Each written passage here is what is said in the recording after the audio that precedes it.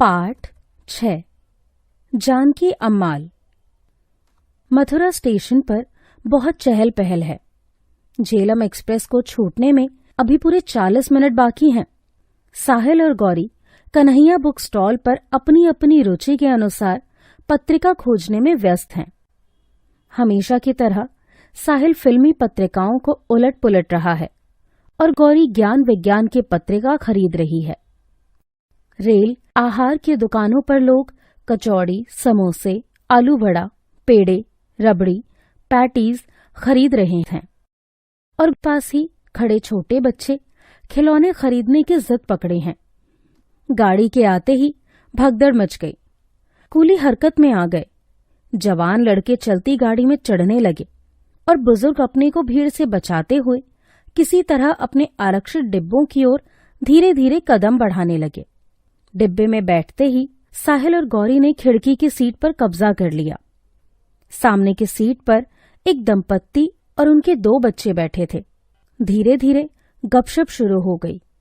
बातों ही बातों में पता चला कि वर्मा जी राष्ट्रीय अनुसंधान केंद्र में कार्यरत हैं और उन्होंने अपनी छत पर गुलाब की अनेक किस्में उगाई हुई हैं। बस फिर क्या था, सभी बताने लगे अपने अपने घरों में लगे पौधों के बारे में। हमने तो आज तक पुदीना, धनिया और टमाटर बाजार से खरीदा ही नहीं, सब घर पर उगाया हुआ है, श्रीमती वर्मा ने उत्साह से बताया। अजी हम तो 100% पर्यावरण प्रेमी हैं। हमारी छत तो तरह तरह के फूलों के पौधों से महकती रहती है। मोतिया, चंपा, चमेली, गुड़हल, गेंदा। सामने की सीट पर बैठी एक संभ्रांत महिला ने महज वार्तालाप में हिस्सा लेने के लिए बताया। मेरा तो बड़ा मन है कि गांव जाकर बस जाऊं और बाकी जिंदगी बागवानी के शौक को पूरा करूं। हमारी श्रीमती प्रेमा ने खाने का डिब्बा खोलते हुए बताया। अरे बिटिया, आप क्यों चुप बैठी हो? आप बड़े होकर क्या बनना चाहती हो? वर्मा जी ने पूछा। मुझे तो वैज्ञानिक बनना है, गौरी ने गर्व से कहा। साहिल ने गौरी को छेड़ते हुए कहा, वो भी वनस्पति वैज्ञानिक। वर्मा जी की आंखें चमक उठी। जानकी अम्माल की तरह? कौन जानकी अम्माल?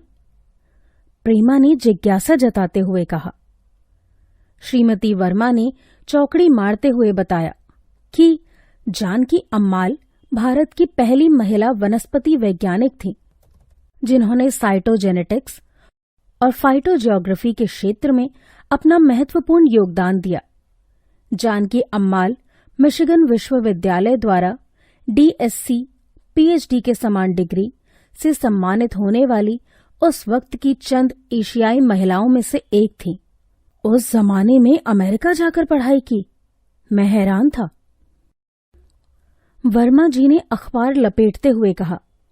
हाँ, ये कठिन था, परंतु जहां चाह वहां राह। उस समय अमेरिका में रहना आसान नहीं था। यहाँ तक कि छात्रावास में लड़कियों के लिए अलग से रहने और खाने की भी कोई खास व्यवस्था नहीं थी। और एक मम्मी है, नानी के शहर तक अकेली नहीं जा पाती। साहिल ने मासूमियत से कहा। वर्मा जी जानकी अम्माल के बारे में बहुत कुछ बताने के मूड में दिखाई दिए। उस समय एक अकेली महिला, और वो भी जातिगत भेदभाव से उत्पीड़ित, का जैव विविधता के क्षेत्र में शोध करना एक दुस्साध्य कार्य था।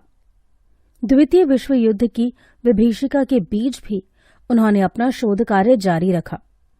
वसंत ऋतु में लंदन के केव उद्यान में जो रंग बिरंगे सुगंधित फूल खिलते हैं, उनमें से कुछ का संबंध जानकी से है। उन्हीं के नाम पर मैग्नोलिया की एक किस्म भी है, मैग्नोलिया कोबस जानकी अम्माल। गौरी खाना छोड़ मंत्रमुग्ध हो बड़ी ही तल्लीनता से सुन रही थी। अरे वाह, उनके नाम पर फूल का नाम! यही नहीं, उन्होंने बैंगन की कई संकर किस्मों का उत्पादन किया। उन्होंने अपने शोध में बैंगन की जिस किस्म का उल्लेख किया है, आज वो जानकी बैगन के रूप में जानी जाती है। हाल ही में केरल के एडोकी में मिली छिपकली की नई प्रजाति का नाम भी जानकी ही रखा गया है, वर्मा जी ने बताया। मेरा देश प्रेम जाग उठा इसलिए बीच में ही टोकते हुए पूछा, और भारत के लिए कुछ नहीं किया? 1920 से पहले भारत में गन्ना उत्पादन की स्थिति अच्छी नहीं थी। उन्हीं के नेतृत्व में गन्नों की क्रॉस ब्रीडिंग कर नई किस्मों को विकसित किया गया। आजादी के तुरंत बाद नेहरू जी के आह्वान पर जानकी जी ने केंद्रीय वनस्पति प्रयोगशाला का कार्यभार संभाला।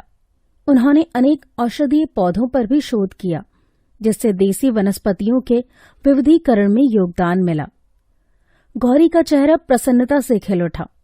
मैं भी उन्हीं की तरह वनस्पति वैज्ञानिक बनूंगी और अपने देश के किसानों के लिए काम करूंगी। हमारी अध्यापिका ने हमें एक दिन निपुण भारत के बारे में बताया था। वर्मा जी के शब्दों ने गौरी के लिए जादू का काम किया। हाँ हाँ बिटिया, जरूर बनना। क्या पता एक दिन तुम्हें भी उन्हीं की तरह पद्मश्री से सम्मानित किया जाए। डिब्बे के लगभग सभी यात्री अब सोने की तैयारी करने लगे। वर्मा जी भी अपना बोरिया बिस्तर समेट ऊपर चढ़ गए। गूगल बाबा ही ज्ञान नहीं बांटते। भारतीय रेल के यात्रियों से बढ़कर ज्ञानी भला और कहाँ मिलेंगे। हमारी मंजिल अभी दूर थी, पर निश्चित तौर पर गौरी को अपनी मंजिल अवश्य मिल गई थी। क्या पता ऐसी ही किसी यात्रा में साहिल के भी ज्ञान चक्षु खुल जाएं। साहिल लेटे लेटे गाने सुन रहा है और गौरी गहरी नींद में भी मुस्कुरा रही है। शायद वनस्पति प्रयोगशाला के सपने देख रही है।